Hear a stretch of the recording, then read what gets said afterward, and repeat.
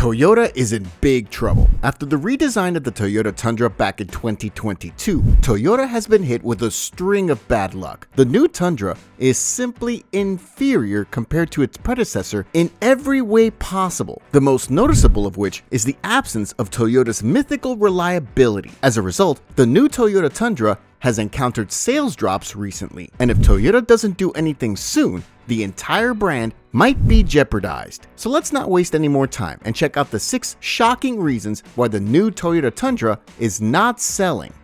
Number 6. Horrible reliability. There's no avoiding it. The Toyota Tundra is not a reliable car. At least not in the same manner Toyotas are known for. You see, we all know and love Toyota for their mythical quality that stems from their tendency towards simplicity, as well as the orderliness of their production. However, with the release of the new Toyota Tundra, disaster has struck. The latest Toyota Tundra has countless issues regarding both its power plant and drivetrain, as well as the general reliability of the truck. Starting with the biggest affront of the truck, the 3.4-liter twin-turbo V6. This engine is, without any reservations, just a terrible power plant. Everything about it sucks, and as much as we love Toyota, we cannot believe how much they slipped when designing it. First of all, this unit is, as you might imagine, incredibly complicated. 2 turbos, small displacement, and a V6 layout are simply not the stuff of fantasies for full-size pickup trucks. And all manufacturers that are trying to cram these engines into large pickup trucks are having issues, with Toyota being the most prominent one. You see, the engine, despite being only 2 years on the market, has already faced recall-inducing issues multiple times.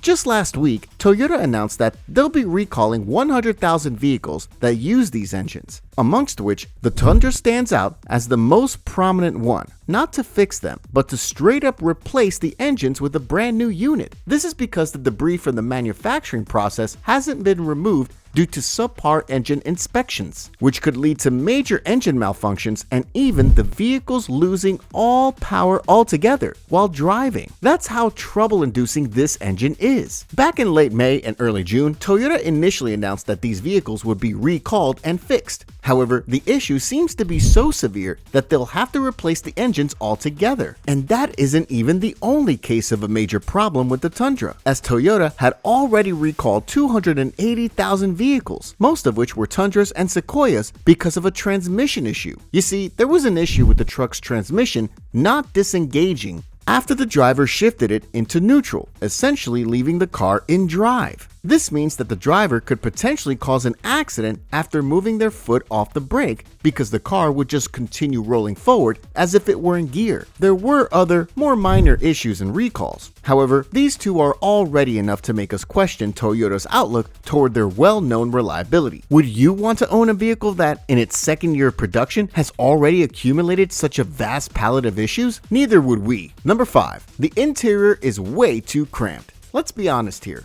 Nobody is buying a full-size pickup truck to make compromises when it comes down to interior space. These vehicles should, without exception, be extremely spacious on the inside, especially when talking about crew cab variants. And yet, the Toyota Tundra manages to disappoint here too. You see, the new Toyota Tundra's interior space is, without a doubt, amongst the worst in its class. The biggest problem is undeniably the rear seats. There's very little legroom and headroom, and the seating angle is so bizarre that doing large distances in this vehicle will most certainly be very uncomfortable for your rear passengers. The front seats aren't that big of a deal either. They're nothing to write home about, sure, but they still aren't full, uncomfortable, and tight. That said, credit where credit's due. The Toyota Tundra has a very well-balanced ride because of the rear coil springs. Therefore, despite being cramped on the inside, the suspension certainly makes up for it. However, rather unfortunately, to achieve such comfort levels, Toyota had to sacrifice something else. Number 4. Poor towing capacity and performance. Again, a very questionable choice on Toyota's behalf. Last time we checked, people who buy a full-size pickup truck buy it primarily because of the utility and capability it provides.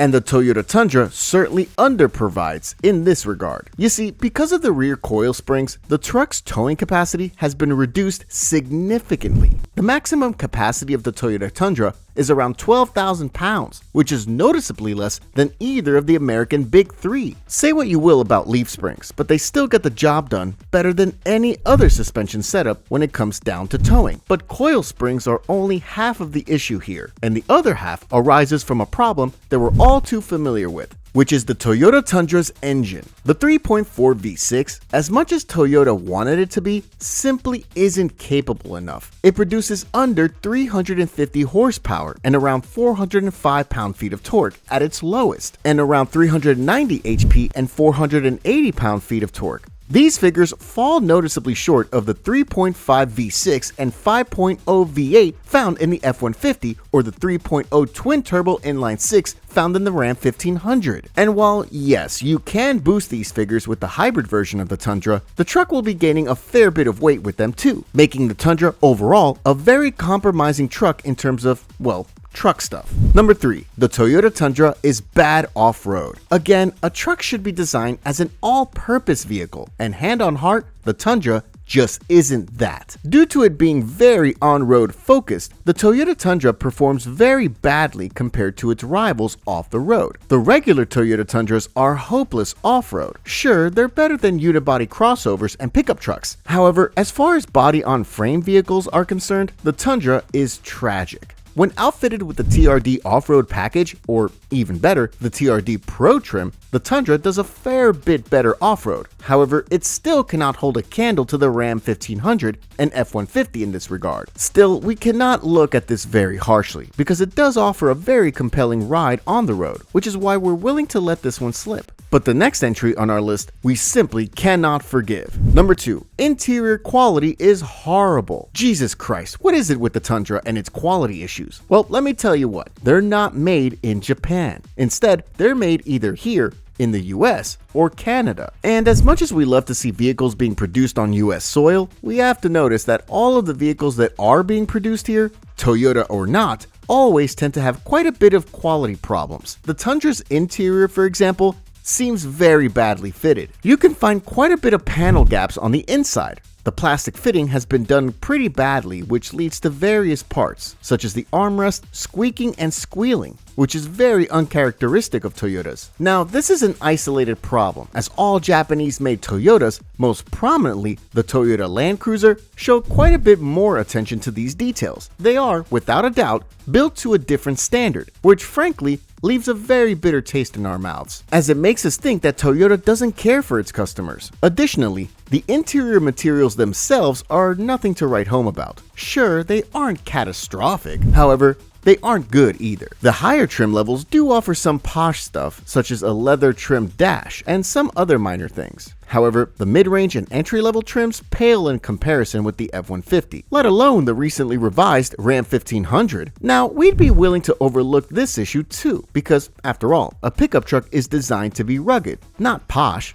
However, the final entry on our list just seems to completely counter that statement. Number 1. A price tag that is way too high. Yeah, this isn't right. An entry-level Toyota Tundra SR costs $42,000. You heard that right. $42,000 for a Toyota. That's Ram 1500's territory. And it's much more than what the entry-level F-150 goes for. And it's not like you get a lot of stuff for that money. The only good thing you get is Toyota Safety Sense 2.5, which nowadays isn't that impressive. But when you start looking at the Toyota Tundra's higher trim levels, you get the picture of how delusional Toyota has become. Believe it or not, the non-hybrid limited and 1794 trims of the Tundra can cost up to $65,000 without any additional options. And with them, they border on $70,000. The hybrid is even worse, as it can cost between $60,000 and $80,000, depending on the trim level. Once again, without options. Yeah, these prices simply aren't going to cut it, and it's no surprise that dealer lots are filled with Tundras that are yet to be sold. Come on, Toyota, it's time you stopped slacking and went back to your original ideals.